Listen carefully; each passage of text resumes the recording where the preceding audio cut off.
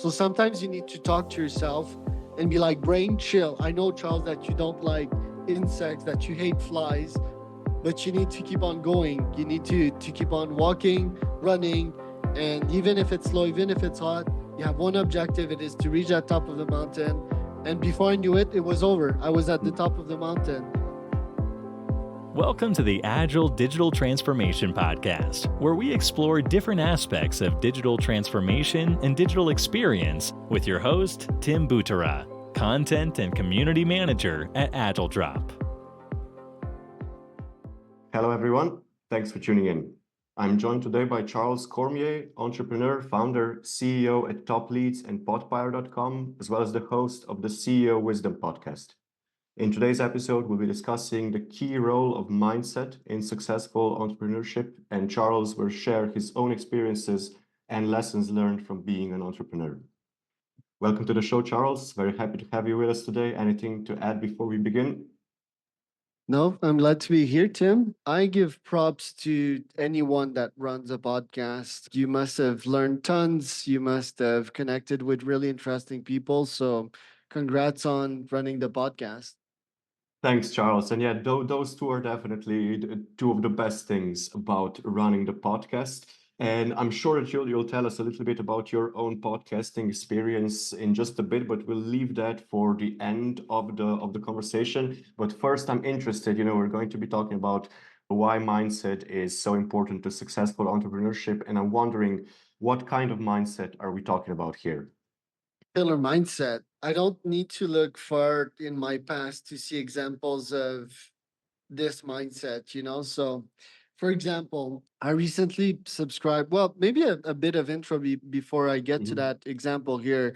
But I've been a serial entrepreneur for the last 10 years, done ultra endurance events, traveled the globe, managed and fired more than 1,000 employees. Nowadays, work with AI, quite the ambitious type. Went on Dragons Den, the Quebec version of it for one of my first startup, which was a nootropic, so a pill that you take for your brain like this one. These guys, they sponsor my pod nowadays, Qual Your Mind. I had one of those right now. It's amazing.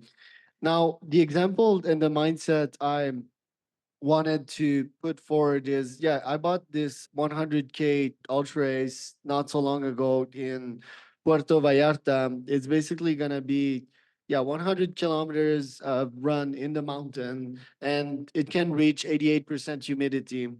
So for those that know, that's like a sauna, like running in an uphill sauna because it's mountains. So I need to start preparing for that. So the first lesson here, even before I get to what happened last weekend, is commit to something. Before you get into something quite ambitious, you need to commit to it 100%, like burn the boats. There was this Spanish conquistador that went in Mexico to colonize the grounds, and won't talk about the ethics of that, but he literally burned his boats before he dropped a foot on the ground. So he didn't had any option to return to Spain. And that guy ended up actually conquering Mexico, and that is how modern Mexico happened today. So in my case, pull the trigger on the event. It's 350 USD. It's 100K. And I didn't even look at the details of the race. It's then after that I watched some YouTube video and that I saw a lot of people suffering through that race because it's hella hot. It's sunny, the full mountain. The UV index in Puerto Vallarta is one of the highest in the world, meaning that you get cooked alive. But I didn't check that because my mind would be like, oh man, way too hard. I'm not going to subscribe to that. This is impossible, right? So pull the trigger is the number one. And then I started putting the action plan on how to prepare to that race. I think I have like 30 or 35 weeks remaining up until the race. So this weekend, I went out and climbed the mountain, which is my backyard. And it's a pretty big climb, it's like a 2 to 3 kilometer full uphill climb. And as I was going up, talking about the mindset, well, first my calves were burning, right? And it was really hot. It was probably 35 degrees felt. I still kept going. And then I reached a section of the mountain which there was flies, a lot of flies. I hate insects and mosquitoes and flies. And they were like sort of attacking my face. And at that point, I didn't thought of bringing like insect repellent. So I was like, okay, what do I do from now? Do I go back? Do I go back home and fail my goal of reaching the top of that mountain, or do I continue? So at this point, guys, it's always a decision that you need to make. If you need to pivot or if you need to keep going up. So what I did, I just focused on the music that I had in my AirPod and I followed the rhythm. And yes, I had for literally 30 minutes flies attacking my face.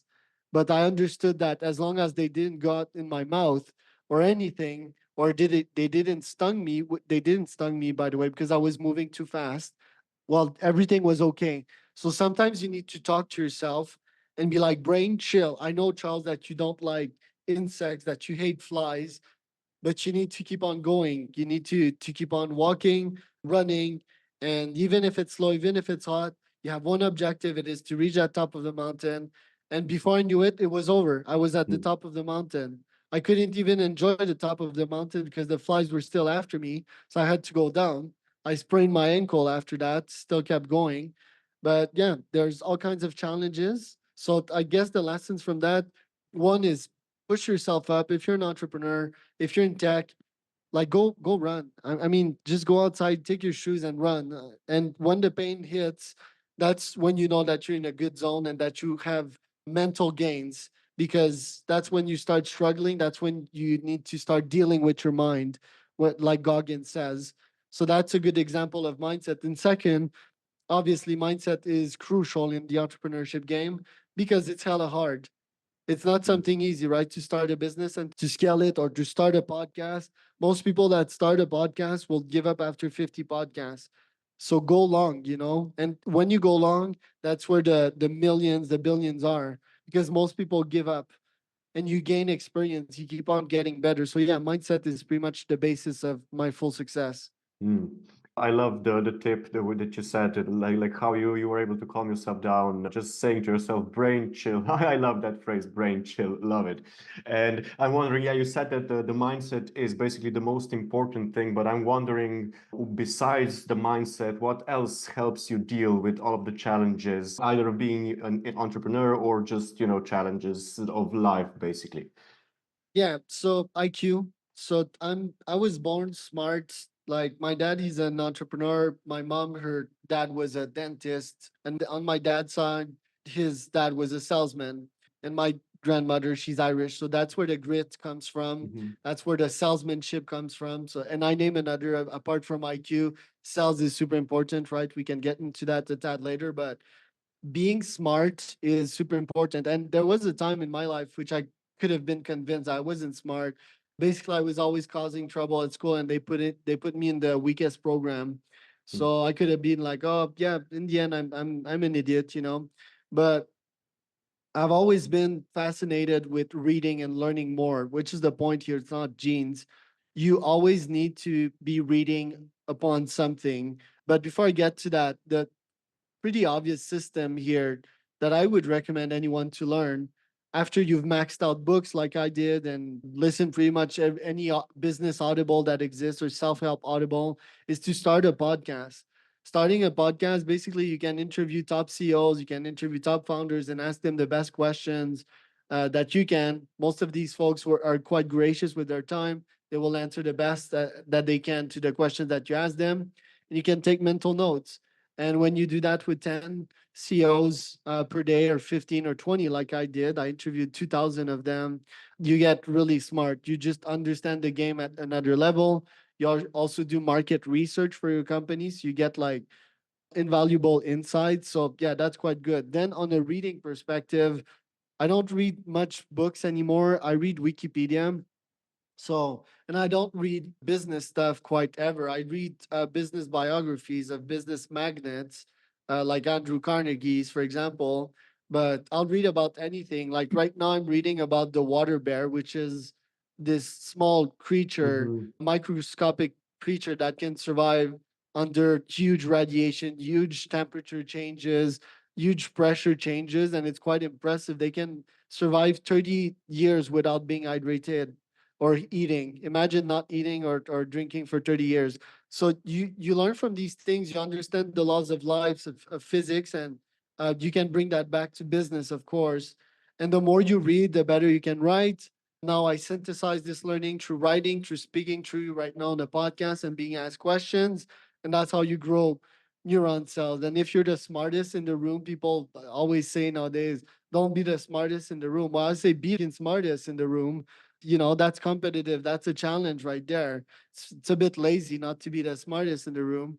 And when you're the smartest in the room, well, people trust you, people buy from you, and yeah, it's a pretty fun life. So IQ would be, and intelligence and learning would be top of the list when it comes to business success, apart from mindset. Yeah, learning definitely is one of the most important things for anybody in the current world. Things are moving at such a frantic pace, and there's so many possibilities, so much knowledge to acquire that you can't risk falling behind anywhere without learning. Another thing that I'm really interested in, Charles, is, we talked about the importance of keeping it real when we first talked, and I'm wondering, why is keeping it real so important? Why is it more important than doing everything strictly by the book? And also, how can we be more real with ourselves and with each other? Yeah, I mean, I'm gonna use a simple and controversial analogy here, but Trump, like Trump will make at most in his life like millions, he won't ever be able to go over a certain roof because he's not going for truth. He's going for lies. Lies will bring you millions. Truth will bring you billions, if not trillions. Truth is hard to find. It's really hard to find because you need some kind of market research machine like the one we described today. Yeah, that market machine, which could be podcasting, which could be reading Wikipedia article, which would mean firing your ideas at people and seeing if there's some truth in these ideas or not. Like improving that algorithm of yours. So that's the first reason. Money. You'll be richer if you go for truth. Sam Altman goes for truth. Okay, Sam Altman goes for truth. Sam Altman is yeah. I mean, he'll crack capitalism straight up because he goes after truth. And I'm not even talking about EQ and heart here. Now that part, EQ and heart and happiness. If you're constantly lying, can you be happy with yourself? Mhm. I don't think you can. And you're also wronging a bunch of people. And then if you deal with smart people, like I deal with the finest people on this planet Earth, I've been targeting people of really high caliber, and I've stopped targeting realtors for that very reason. Realtors were living in second principles. Nowadays, I work with serial tech entrepreneurs that are living in the first principles world. So if you're targeting these people, they'll just understand that you're lying. So and you won't be happy with that. That will be like multiple monkeys to carry on your back pretty much forever. So people should go for truth.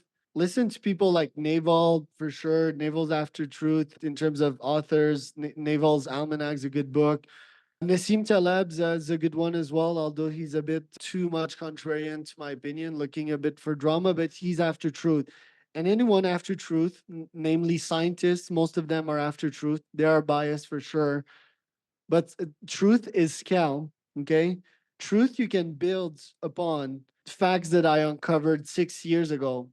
I was still kidding myself a little bit 6 years ago. I was brought up in the world of sales, so it was a bad start. It was like a screeching tire start because sales teach you to lie initially. Mhm. But I've been more an entrepreneur than a salesperson. And I think the facts that I've uncovered years ago, I have built upon them, and now I have a mountain of scalable knowledge instead of being built on Grant Cardone's falsehoods that cannot scale and will bring me to ruins.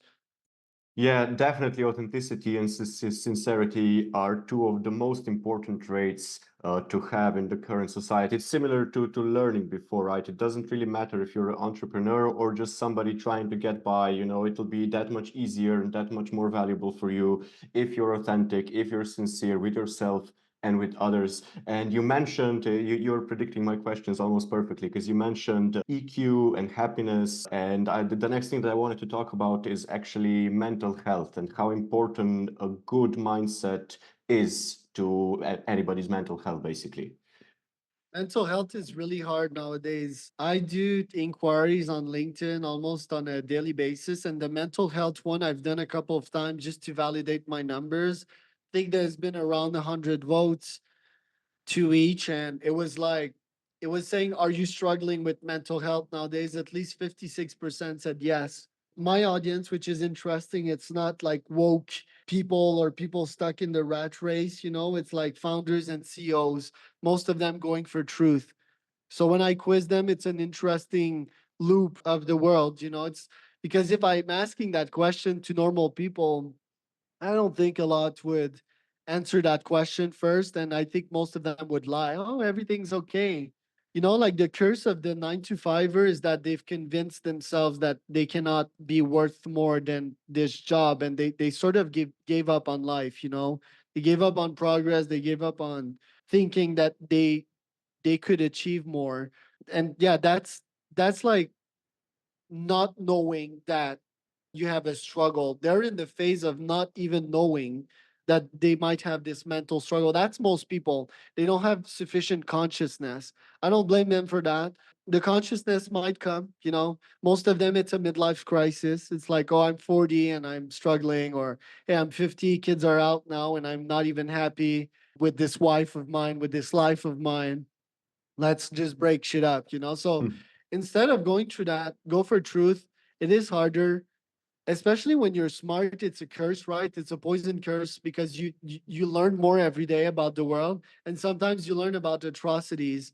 Like the other day, my bank robbery studying on Wikipedia got me to prisons, and then prisons got me to study like horrible people that committed murders and rapes, and just like, yeah, very psychotic people, psychopaths. And when you learn about the world, that affects your mental health too. Like I remember when I read about that, the next couple of days, like, man, yeah, first I need to invest in house security because there's cycles out there, and second, it's Hmm. like, oh, this is the world I live in. So, and granted, to that point, with COVID, with the current economic state, it's getting harder and harder. So if you're not improving like most people, if you're not like getting better 1% on a daily basis, it becomes a struggle. Because it's like, first, I live in this capitalist world. I didn't choose to live in this capitalist world. And second, yeah, I didn't choose to play that game. But if you're not playing the capitalist game, you go in burnout because you're not generating money, and then you're all over yourself. Your wife is like, yo, you're not bringing money anymore, and your life goes to shit. And what is your option? If you're not capitalist, well, you go live out in the streets. That's like reaching the bottom of the barrel. Now, that's an extreme version of reaching the bottom of the barrel. The other is just like we're just stressed. We have constant stimuli attacking us. We're constantly on TikTok and constantly seeking dopamine, right? And then most Mhm. of us are coffee addicted. My LinkedIn poll yesterday revealed that 60% of my CEOs and founders are addicted on caffeine. Then there's porn.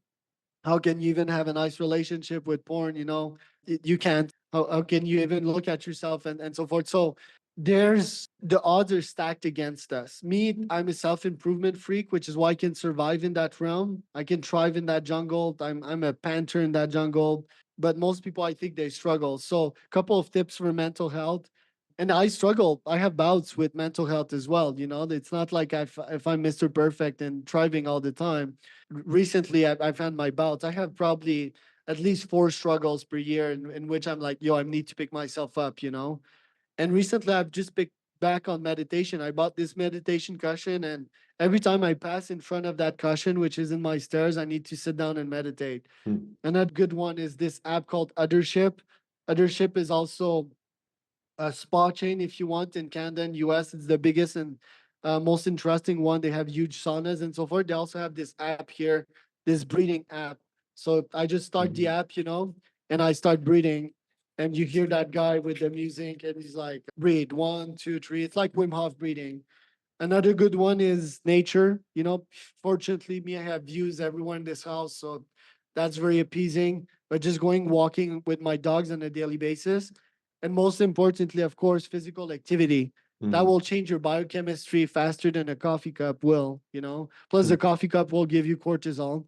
This physical activity, if you do it right, I use Apple Fit for that. I mean, it's super simple. It's 10 minutes workouts, really scientific workouts as well. You will go from, yeah, depressed to like, hey, I've done something. And then guess what? That will lead to another chain of habit. Once you do the workout, then you might eat clean. If you might eat clean, then you do a meditation, then you might go with a tea, then you might go with a walk. So habit stacking is super powerful for mental health. Oh, yeah, a lot of really awesome points here, Charles. I wish we had time to discuss all of what you just said right now more in depth, but unfortunately, we only have time for a final question. I'm really interested in maybe you talked before about how beneficial podcasting could be, but I'm wondering if you had a particular experience with podcasting that maybe wasn't so positive and how you dealt with it. Yeah, talking about mental health. So yeah, I'll try to be nice because the other day there was this guy interviewing me and he stopped the interview and was like, "Yo, my audience not gonna resonate for that." And I said it in a nice way. I mean, his vibe was just terrible. His questions were terrible from the start of the interview, and I felt he had a cloud in his mind. When Mhm. you talk to someone and they're not really there, they're not really in the moment, which is a good tip in the podcasting world. They're not curious, they're closed, they're distracted. I could feel that in this human being. And yeah, at the end, so like pretty much everything he would say I would question, like a skeptic and as a guide of first principle, including his questions. Question is a good thing. Hmm. If I have someone asking me the wrong questions, I knew he didn't prepare. I know that we're not living in the same world. We're just not a fit. And then I can add value to your audience because most humans are sane. This guy wasn't. But yeah, like he decided to cut the podcast, which is also a fool's errand to do because if you cut a podcast, well, first, I'm huge in my world. This guy was in the sales world. He did a mistake to cut that up. So what does that mean for his future? It's a really bad investment, basically, because I know pretty much everyone in that world. And then I could have shared a pod, of course. Then I asked the guy for the recording, like, yo, I'll just do my own shorts and my recording. He refused that. It's like, okay, then it's war. I'm not perfect as well. Talking about mental health, like me and testosterone field. And I love micro wars sometimes if and I love playing with my food like a lion. So I challenged this guy to a boxing match. I don't think I told you that, but I did because I think that's one of my business ideas. Boxing matches, like we've seen Jake Paul and Mike Tyson, we've seen Tyson Fury and Ngannou. There's all these big time boxing matches, and I've had various folks on my pod. I want to start a bunch of sports business like John Franklin. He's the ex-CEO of Golden Gloves and so forth. So I want to start a business in that. And I guess I ended up this bad bout. I love judicing negative stuff into positive stuff.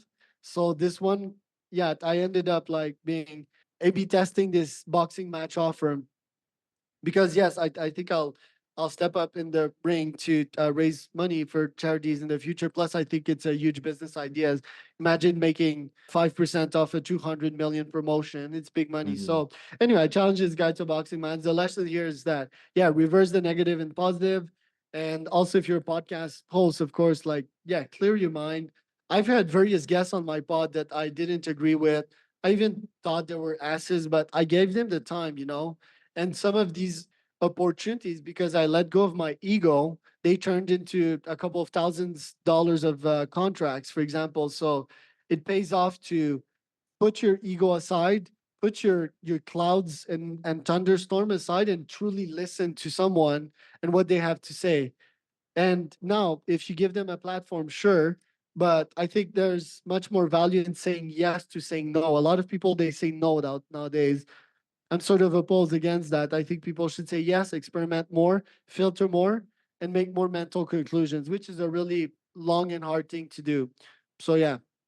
Some great notes to finish this great conversation on, Charles. Thanks so much for your time. Thanks for joining us. If anybody would like to connect with you, reach out to you, what's the best way to reach you? Yeah, Charles Cormier on Google. They'll find me there. Okay, awesome. Thanks again, Charles, for the great insights, the great discussion. And yeah, to our listeners, that's all for this episode. Have a great day, everyone, and stay safe. Thanks for tuning in. If you'd like to check out our other episodes, you can find all of them at agiledrop.com/podcast, as well as on all the most popular podcasting platforms. Make sure to subscribe so you don't miss any new episodes, and don't forget to share the podcast with your friends and colleagues.